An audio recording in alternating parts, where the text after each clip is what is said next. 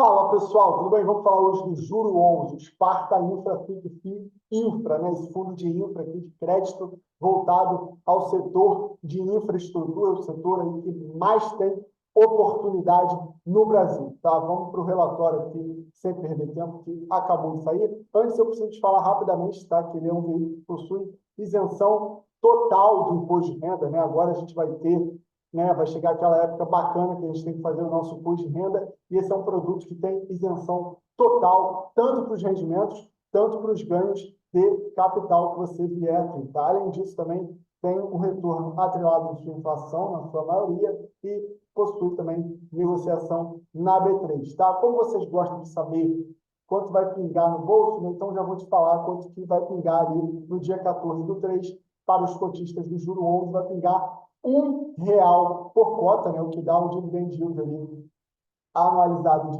15,3%, né? Acabei de falar que ele é isento de imposto de renda, então esse yield também seria isento de imposto de renda, tá? O yield anualizado, né, só para você que ainda não sabe, seria você pegar esse R$ 1 aqui e pelo valor, né, de mercado que ele está sendo negociado, e você projetar que isso vai se repetir nos próximos meses, certo? Então, né, um belo yield, 15,3. O valor de mercado está 107,60, tá, centavos, e o valor da cota patrimonial está 103,14, né? Então ele está negociando com um ágio aí, né? Inclusive o mercado pagando um prêmio para se comprar o juro 11, tá certo?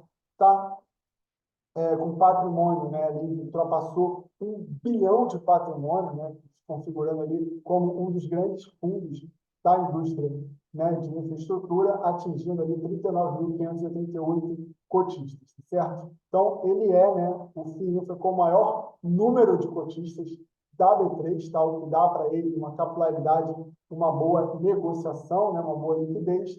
E aqui ele traz nessa questão dos spreads de crédito, né, das debêntures incentivadas.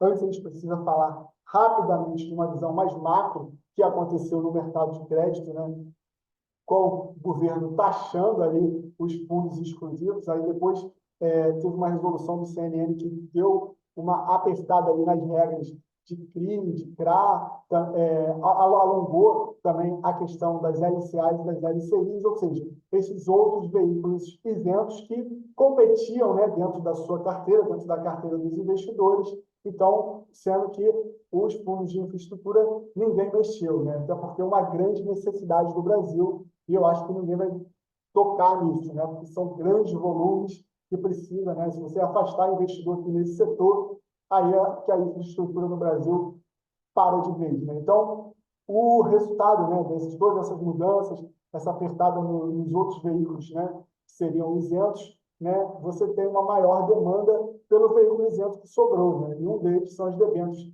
incentivadas, e você vê o spread, né, diminuindo aqui bastante, tá? Em relação aos meses ali anteriores, né, resultado ali da oferta e da procura desses investidores, tá? Spread seria ali mais ou menos quanto a mais a empresa, né, que está emitindo o título teria que pagar em relação a um título equivalente público, né, um título do Tesouro, né? Por exemplo, se você tem uma NTN-B de 2030, né, pagando ali IPCA mais 5, se você emite ela IPCA mais 6, né, uma empresa, você teve um spread, né, de 1%, certo?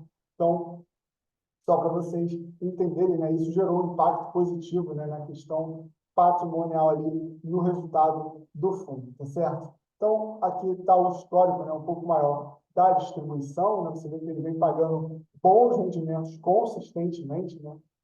Em janeiro deu 14,2 de yield, dezembro tinha dado 13, ano passado ficou na faixa ali de 13, 12 alto, né? Então, pagando 1,50, 1,75, é um fundo que historicamente sempre pagou bons rendimentos, tá certo? Então, aqui no mês de fevereiro, né, e a gente vê a rentabilidade do Sparta e do seu benchmark, né, que é o IMAB5, então o Sparta rendeu 2,15 e o IMAB5 1,55. No ano ele rende 3,45 contra 2,15 do seu benchmark, tá certo? Desde o início, né, a diferença ali é 13,38. Então, uma diferença absurda, tá? Isso aqui é mérito da gestão, né? Não há dúvida em relação a isso, né? Apesar de ser um fundo novo, né? Muita calma nessa hora, não vai pegar todo o seu dinheiro e investir aqui.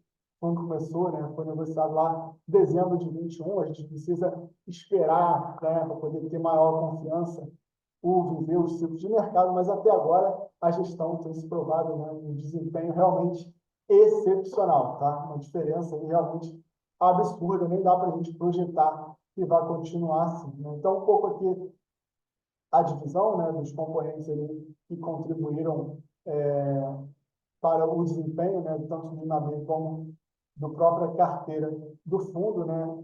Aqui, na verdade, é o NAB e aqui é a carteira do fundo. Você vê que a marcação ali de crédito contribuiu bastante relevante com o desempenho de 7,3, tá certo?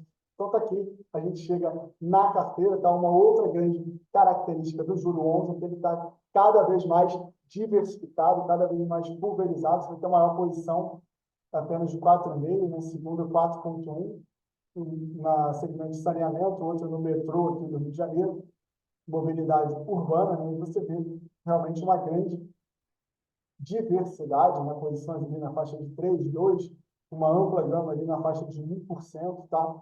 É, aqui também uma abaixo de 1%, inclusive posições ali pulverizadas, então o fundo, como vai ficando grande, né, a gente já viu um patrimônio de mais de 1 bilhão, ele vai pulverizando a carteira, de modo que, por exemplo, se você tivesse um problema aqui de uma posição, né, dessa aqui da GE, que representa 0,2 do fundo, você, óbvio, que ia sentir, mas não ia ser algo transformacional. Então, ele é um fundo que optou ali por uma pulverização. A carteira, hoje, ele está uma carteira pulverizada, né, de crédito, nem tem como a gente falar aqui um por um deles, tá? Mas o rating de crédito bom, na grande maioria das emissões, tá?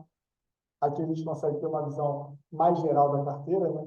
Ele está com posição alta ainda em caixa, né? 11%, ainda não conseguiu alocar tudo. A maior, né, segmento é sempre, quase sempre energia, nesse caso geração com 23, saneamentos também é um setor que vem ganhando peso em quase todos os períodos e a tendência também é continuar ganhando importância dentro das carteiras, está a posição ali intermediária com 9, 8, telecom e logística, o resto vocês estão vendo aí, tá? Mas lógico que energia sempre é um carro-chefe nos fundos de infraestrutura, certo? Então aqui a alocação por tipo, né? Está ali 83 alocado em debêntures, está 6% aqui em uma letra financeira e 11% em caixa, né? Acredito que essa letra financeira aqui pode virar também novas alocações no seu core business, né? Em um cenário mais próximo, né? E aqui a alocação por rating, né? Que a gente falou rapidamente lá em cima,